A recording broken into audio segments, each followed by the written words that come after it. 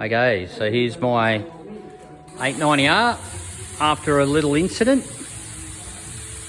So I had a pretty violent tank slapper, which resulted in a massive high side. It's broken the steering dampers broke, and it's also cracked the stop, so she's a write-off.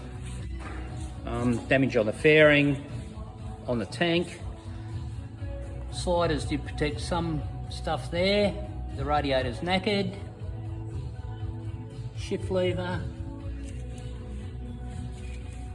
And my twin exhausts are knackered. And sorry about the rough movement, but I fractured my hip and definitely broke my wrist. So got a screw pin in there, and that's about it.